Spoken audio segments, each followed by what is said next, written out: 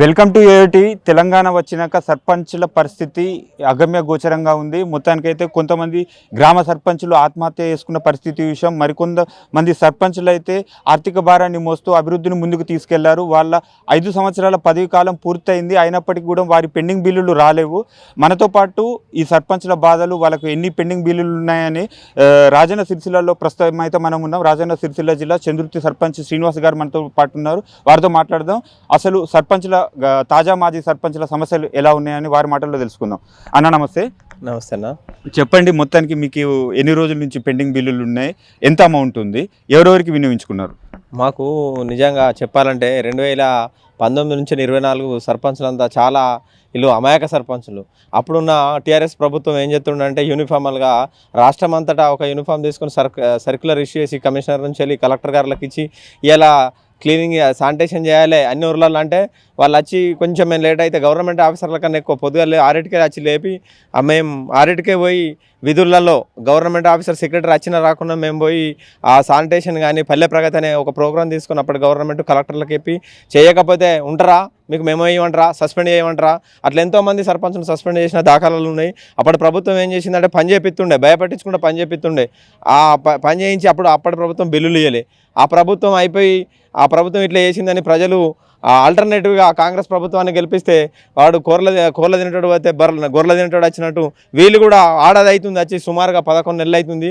ఈ 11 నెలల వరకు వీళ్ళు అయిపోయినా మా పీరియడ్ అయిపోయాక మా బిల్లులు ఉన్న పెండింగ్ బిల్లులు వీళ్ళు ఇస్తారంటే వీళ్ళు ఇస్తలేరు.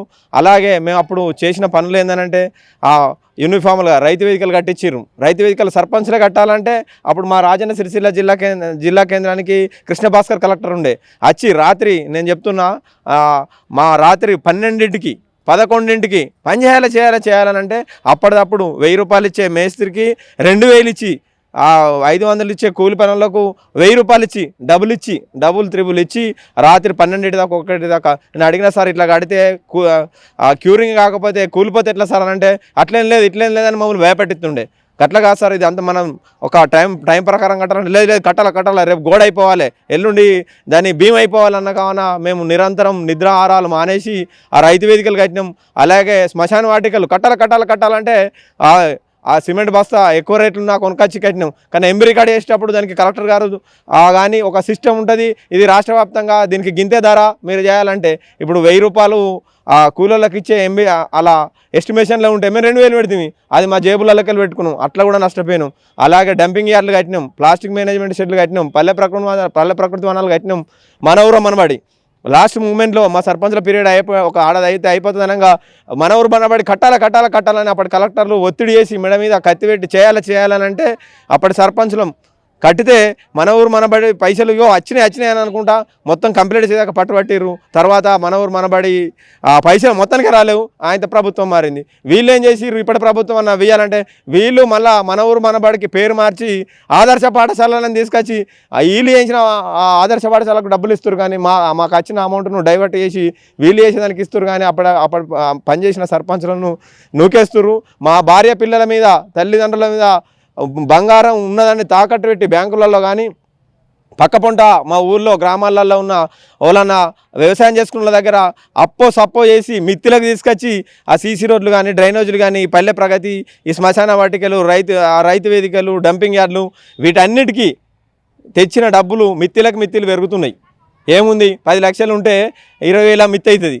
అట్లే ఒక ఎంత చిన్న గ్రామ పంచాయతీ అయినా మినిమం ఒక 5 లక్షల నుంచి మాలాంటి చంద్రుతి మండల కేంద్రం అటువంటికి సుమారు ఒక 80-90 లక్షలు కోటి రూపాయల దాకా వచ్చే గ్రామ పంచాయతీలు ఉన్నాయి. కోటి రూపాయలు ఉండనంటే 2 లక్షల మిత్తి కానీ ఒక ఆడదాయనంటే వీడు ఆయన మందాయి సచ్చుడా లేకపోతే దుర్పెట్టుకున్నాడా ఏదో ఒక కర్మ వస్తే వచ్చేటట్టు అనిపిస్తుంది అన్నట్టు. మేము ఎంత ధైర్యంగా ఉన్నాం. నేను ఎన్ఆర్ఐని, యాక్చువల్లీ పాలిటిక్స్ మాకు తెలియదు, ప్రజాసేవ చేయాలనే సంకల్పం కొద్దీ అని మేము ముందుకొచ్చి యువకులు ముందుకు రావాలని అన్ని పార్టీలు పిలుపునిస్తే యువకులు రాజకీయాలకు రావాలని అలా మేమేదో చేస్తాం, ప్రజలకు మేలు చేస్తాం, ఇంతకుముందు రాజకీయాలను మార్చేస్తామని వస్తే అప్పుడున్న టీఆర్ఎస్ ఇప్పుడున్న కాంగ్రెస్ ప్రభుత్వాలు యువకుల గొంతు నొక్కి యువకులు భవిష్యత్తులో రాజకీయాలకు రాకుండా అప్పుడున్న టీఆర్ఎస్ ప్రభుత్వం అలా చేసింది, ఇప్పుడున్న కాంగ్రెస్ ప్రభుత్వం కూడా యువకులు రాజకీయాలకు రాకుండా చేస్తుర్రు. వాళ్ళే రావాలని అంటుర్రు ముందు నుంచి వెళ్ళి తర్వాత ఇట్లా పైసలు ఇచ్చి ఆపి మళ్ళీ అట్లా చేస్తుర్రు. ఇప్పుడు బీసీ గణన కులగణన అంటుర్రు. బీసీ గణన కులగణన మీరు ఏం చేస్తారు? ఇట్లే ఒకటి కులగణన సంగతి తర్వాత చూద్దాం.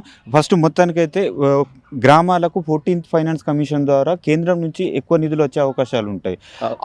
అలాంటప్పుడు ఇప్పుడు ఎందుకు మరి పెండింగ్ పడ్డాయి? దానికి గల కారణం ఏంటి చెప్పండి. అప్పుడు టీఆర్ఎస్ ప్రభుత్వం ఉన్నప్పుడు ఎట్లయిందనంటే ఆ స్టేట్ గవర్నమెంట్కి ఇస్తుండే 14th ఫైనాన్స్ సెంట్రల్ ఫండ్ ఏంటంటే స్టేట్ గవర్నమెంట్కి ఇచ్చి డిస్ట్రిబ్యూట్ చేయమంటే వీళ్ళు ఏం చేస్తుంటే అప్పుడున్న కేసీఆర్ ఈ ఫండ్ను వేరే దిక్కు వాడుకుంటుండే. ఆ ప్రభుత్వం సెంట్రల్ గవర్నమెంట్ గమనించి ఒక 3 సంవత్సరాల తర్వాత మా సర్పంచ్ల పీరియడ్ ఎండింగ్ అయ్యేసరికి కొంతమంది ఏం చేసినామంటే ఇట్లా ఇబ్బందులు పడుతున్నాం అని సెంట్రల్ గవర్నమెంట్ తెలియజేసేసరికి ఏమైందనంటే అప్పుడు వాళ్ళు 2022 ఆ టైంలో డైరెక్ట్ గ్రామ పంచాయతీలకు అకౌంట్లు ఓపెన్ చేయించి డైరెక్ట్ సెంట్రల్ నుంచి వచ్చేటట్టు చేసినాక ఇప్పుడు అప్పుడున్న ప్రభుత్వం టీఆర్ఎస్ ప్రభుత్వం ఏం చేసిందంటే ఆయన ఈ సెంట్రల్ డైరెక్ట్ ఇస్తున్నారు అని ఆయన స్టేట్కి కూడా ఇవ్వడం బంద్ చేసినాక ఏమైంది? మా బతుకులు అగ్గమే ఘోషణమైనవి. మేము పనులు చేసినాం ఆల్రెడీ, చేసేదాకానే చేయరు అన్నారు. చేసినాక సెంట్రల్ వేస్తే ఏమైంది? సెంట్రల్ ఫండ్ వచ్చింది ఓన్లీ సఫాయి వర్కర్లను ఏం చేశారు? అప్పుడు సఫాయి వర్కర్లకు 8,500 ఇస్తామని ఇచ్చినాక అప్పుడున్న అమౌంట్ పెరిగింది. మల్టీపర్పస్ వర్కర్లకు పెరిగేసరికి ఏమైందంటే సెంట్రల్ నుంచి వచ్చే ఫండు అది ఆయన ఆ వర్కర్ల కోసమే సరిపోయింది. కొన్ని చిన్న గ్రామ పంచాయతీలకు ట్రాక్టర్ కొని ఈఎంఐ కట్టాల్సిన పరిస్థితి ఉందంటే అవి కూడా జేబులకెళ్ళి కట్టిరు. చాలామంది సర్పంచులు అప్పుల పాలైనరు. ఆ మల్టీపర్పస్ వర్కర్లకే సరిపోయింది సెంట్రల్ నుంచి వచ్చే ఫండ్. ఇక స్టేట్ గవర్నమెంట్ 3 ఏళ్ల నుంచి మొత్తానికి బంద్ చేసింది. ఈ కాంగ్రెస్ ప్రభుత్వం వచ్చినాక వీళ్ళని ఎత్తనంటే వీళ్ళు కూడా ఎత్తలేరు. అట్లా మా సర్పంచులకు ఆత్మహత్యలే శరణ్యం. అటువంటి పరిస్థితులు వస్తున్నాయి. ఇంతకుముందు కూడా మీరు ముఖ్యమంత్రి గారిని కలవడం జరిగింది. ఇప్పుడు వీళ్ళు వచ్చి కూడా ఇప్పుడు కాంగ్రెస్ గవర్నమెంట్ వచ్చి కూడా ఆల్మోస్ట్ 1 year అవుతుంది. అవును, చెప్పండి. అంటే ముఖ్యమంత్రి గారిని ఇన్ని బిల్లులు పెండింగ్ ఉన్నాయి, మేము ఆర్థిక భారం వస్తున్నామని కలవడం జరిగిందా? మేము స్థానిక ఎమ్మెల్యే అయినటువంటి మా వేములవాడ స్థానిక ఎమ్మెల్యే ప్రభుత్వ విప్ గారిని కలవడం జరిగింది. అలాగే పంచాయతీరాజ్ మినిస్టర్ను సీతాకన్న కూడా కలవడం జరిగింది. మేము మా స్థానిక ఎమ్మెల్యే గారికి చెప్తే మేము సీఎం దృష్టికి తీసుకెళ్ళి మీకు డబ్బులు వచ్చే విధంగా మేము ప్రయత్నం చేస్తామని చెప్పారు. కానీ ఆ పైసలు వచ్చినేమో కానీ మమ్మల్ని పట్టించుకున్న పాపాన అవ్వలేదు. రేపు 25వ తారీఖు నాడు వేములవాడకు సీఎం గారు వస్తున్నారని మాకు సమాచారం అందింది. ఆ దేవుణ్ణి మేము ఇంతకుముందు ప్రార్థించడం కూడా జరిగింది. ఆయన మనసు మార్చుకొని ఎంతోమంది కాంట్రాక్టర్లకు లక్షల కోట్లు అలా పెద్ద పెద్ద కాంట్రాక్టర్లకు బిల్లు చేయడానికి పైసలు ఉన్నాయి. కానీ ఈ చోటా మోటా అన్నట్టు పెద్ద రైతుల నుంచి వచ్చిన చిన్న చిన్నగా రాజకీయ అయితే ఇప్పుడే మమ్మల్ని తొక్కేస్తున్నారు. అలా మాకు ఇవ్వడానికి డబ్బులు లేవా? సుమారు అంటే 2,000 కోట్లు అయితే కావచ్చు. ఈ 2,000 కోట్లు లేవా ప్రభుత్వం దగ్గర? అంతకుముందు ఇప్పుడు ఒక్కొక్క పెద్ద నాకు తెలిసిన వరకు చాలామంది లోకల్గా చిన్న కాంట్రాక్టర్లకే ఒక్కొక్కళ్ళకు 10 కోట్లు 20 కోట్లు వాళ్ళ మరి ఎట్లా ఇస్తున్నారో తెలియదు. కానీ డబ్బులు లేవంటుర్రు. కానీ కాంట్రాక్టర్లకు డబ్బులు వస్తున్నాయి. సర్పంచ్లకు వేయడానికి డబ్బులు లేవా? ఒక 2,000 కోట్లు అయితే కావచ్చు మా సర్పంచ్లందరికీ రాష్ట్ర వ్యాప్తంగా. వాళ్ళకు పెద్ద కాంట్రాక్టర్లకు వాళ్ళ పార్టీలు ఉన్న కాంట్రాక్టర్లకు 100 కోట్లు లక్షల కోట్లు వాళ్ళ పెండింగ్ ఉన్న బిల్స్ తీసుకుంటారు. ఇప్పుడు మూసీ ప్రక్షాళన 1,00,00,000 కోట్ల ప్రాజెక్ట్ అంటారు. దానికి మాత్రం డబ్బులు 7 వస్తున్నాయి. మరి మీరు ఆల్రెడీ ఒక 4-5 సంవత్సరాల నుంచి బాధపడుతున్నారు, మీకు ఎందుకు రావట్లేదు? కావాలని ఇప్పుడున్న ప్రభుత్వం ఏం చేస్తుందంటే కావాలని సర్పంచులను అనగదొక్కే విధంగా అప్పుడున్న ప్రభుత్వం వాళ్ళు ఏమంటారు అంటే ఆ గవర్నమెంట్లో పనిచేసిర్రు మేమెందుకు ఇవ్వాలని. ఆ గవర్నమెంట్ కట్టిన సెక్రటరీని మీరు వాడుకుంటలేరా? ఆ గవర్నమెంట్ కట్టిన మండల పరిషత్తులు కానీ కలెక్టరేట్లను కానీ మనం వాడుకుంటలేమా? ఆ గవర్నమెంట్ ఈ గవర్నమెంట్ కాదు. మీకు మూసీ నది ప్రక్షాళన చేయడానికి 1,00,000 కోట్లు లెక్కన చెల్లిస్తుంది. ఇది కావాలని దానికి ఉన్న డబ్బులు అందులోకి వెళ్ళి మా అంటే ఒక 2,000 కోట్లు 3,000 కోట్లు అయితే అవుతుంది రాష్ట్ర వ్యాప్తంగా. అందులోకి ఇయ్యరాదా? ఇవ్వచ్చు. కానీ కావాలని అనగదొక్కే విధంగా కావాలని ఈ సర్పంచులు చిన్న లీడర్లు కావాలని చేస్తుంది కాంగ్రెస్ ప్రభుత్వం. రేవంత్ రెడ్డి గారు కావాలని చేస్తున్నారు. 20వ తారీఖు నాడు వస్తారని మేము దేవుని కూడా మొక్కడం జరిగింది. ఆయన మనసు మార్చుకొని మా సర్పంచులకు వచ్చే బిల్లులు చెల్లించే స్థానిక సంస్థలకు ఎలక్షన్ కోవాలి. లేని ఎడల మేము సీఎం గారిని మా వేములవాడకు ఎట్లా వస్తావు నువ్వు? సర్పంచులు అంటేనే ప్రథమ పౌరులు. ఒక గ్రామంలో మంచి చెడు జరిగిందనంటే ఆ గ్రామ సర్పంచి మంచి చెడు మీదేసుకొని నిద్రాగారాలు మానేసి ఆ ప్రాబ్లం సాల్వ్ అయ్యేదాకా ఎంతో కష్టపడి పనిచేసే సర్పంచులు నువ్వు ఇలా ఇంత కక్షపూరితంగా ఎందుకు చేస్తున్నారు? వెంటనే మా బిల్లులు చెల్లించాలని మా రాజన్న సిరిసిల్ల జేఎస్ తరఫున డిమాండ్ చేస్తా ఉన్నాం. తెలంగాణ ఉన్న పెండింగ్ బిల్లులు అంటే సర్పంచ్లు ఉన్న పెండింగ్లు 2,000 నుంచి 3,000 కోట్లు కావచ్చు అంటారు. అంటే సుమారుగా అంటే మొత్తానికి ఒకే విడతగా కోరుకుంటున్నారా విడుదల చేయాలని? విడతల వారీగా ఇప్పటికే మిత్తిలు పెరిగి ఏమవుతుందంటే నాకు సుమారు ఒక 70-80 లక్షలు రావాలి. ఆ 70-80 లక్షలకు 1,50,000 మిత్తి అవుతుంది. అట్లా ఇప్పుడు 11 నెలలు అయింది. అవే ఒక 10-20 లక్షలే, మళ్ళీ వీటికి మిత్తి పెరుగుతుంది. ఆయనది ఏమవుతుంది, మేమన్నా ఉరి పెట్టుకున్న కాలం మందా కాలం వస్తుంది, మొత్తం చెల్లించాలి, ఇమీడియట్లీ చెల్లించి స్థానిక సంస్థలకు పోవాలి. ఇంకా విడతలే ఉంది, విడతలు కొద్దిగా అమౌంటేనే, విడతలు ఇచ్చేసరికి ఆయన మేము సత్యకాలం వస్తుంది. ఓకే, అంటే మొత్తానికి గత ప్రభుత్వం బీఆర్ఎస్ ప్రభుత్వం చేసుకున్నట్టయితే అది పెండింగ్ పెట్టింది, ఇప్పుడు కాంగ్రెస్ వచ్చింది. ఇప్పుడు స్థానిక సంస్థ ఎన్నికలు ఇప్పుడు ఒక 4-5 నెలలు అయితే మళ్ళీ సర్పంచ్ ఎన్నికలు రాబోతున్నాయి కులగన్న తర్వాత. ఇప్పుడు వాళ్ళ రెండు పార్టీలు నిలదొక్కుకోగలుగుతాయి గ్రామాల్లో? ప్రజలకు అన్ని గమనిస్తుర్రు, ప్రజలకు తప్పుడు హామీలు ఇచ్చి వాళ్ళు ఏం చేసిరని ప్రజలు గమనించిర్రు, వీళ్ళు ఏమో చేస్తారని వేస్తే వీళ్ళు ఏం చేస్తారని ప్రజలు గమనిస్తుర్రు. స్థానిక సంస్థల్లో తప్పకుండా బుద్ధి చెప్తారు, ప్రభుత్వానికి తప్పకుండా బుద్ధి చెప్పి స్థానిక సంస్థల్లో తప్పకుండా బుద్ధి చేస్తారని నేను ఆశిస్తున్నా. ప్రజలు అన్నీ గమనిస్తున్నారు, ప్రజలకు అన్నీ తెలుసు. మమ్మల్ని గ్రామాల్లోకి మేము వెళ్తే, బిడ్డ మీరు నిరాహార దీక్ష చేస్తురట కదా, మేము సిరిసిల్లలో నిరాహార దీక్ష చేసినాం, రిలే నిరాహార దీక్ష 11 రోజులు.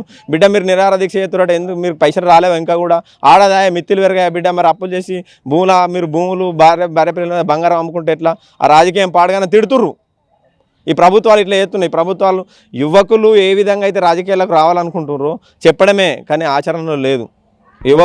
ఫైనల్గా చెప్పండి, మొత్తానికి తెలంగాణ ప్రభుత్వానికి ఏం చెప్పబోతున్నారు, మీ పోరాటం ఎలా ఉండబోతుంది? మేము తెలంగాణ ప్రభుత్వానికి మేము డిమాండ్ చేసేది ఏంటంటే, మా బిల్లులు సర్పంచ్లకు సంబంధించిన అన్ని ఫండ్స్ నుంచి ఎస్డిఎఫ్ కానీ, సిడిపి కానీ, గ్రామ పంచాయతీ నిధులు కానీ, ఇవన్నిటి నుంచి వచ్చేటి సర్పంచ్లకు సంబంధించిన బిల్లులు వెంటనే వాళ్ళు డాటా తీసుకొని తక్షణమే ఒకటే విడతలో చెల్లించిన తర్వాతనే స్థానిక సంస్థలకు పోవాలి. మాకు ఈ డిసెంబర్ లోపల, ఈ నవంబర్-డిసెంబర్ లోపల చెల్లించకపోతే మేము ప్రభుత్వం మీద పెద్ద ఎత్తున ఉద్యమం చేస్తాం. రాజన్న సిరిసిల్ల జిల్లాలో 11 రోజుల నిరాహార దీక్ష ఎట్లా చేసినామో, మొన్న కలెక్టరేట్ ముట్టడి చేసినాం. రాష్ట్ర వ్యాప్తంగా అన్ని జిల్లాలలో ఉన్న వాళ్ళు కొంతమంది ఆందోళన బెదిరించి రాణిస్తలేరు బయటకు. భయపడం, చైతన్యం, ఒకరికొకరం పోగు చేస్తాం. పోగు చేసి భయపడకుండా ఉద్యమం స్టార్ట్ చేసి మా బిల్లులు వచ్చే వరకు వాళ్ళ ప్రభుత్వాన్ని మేము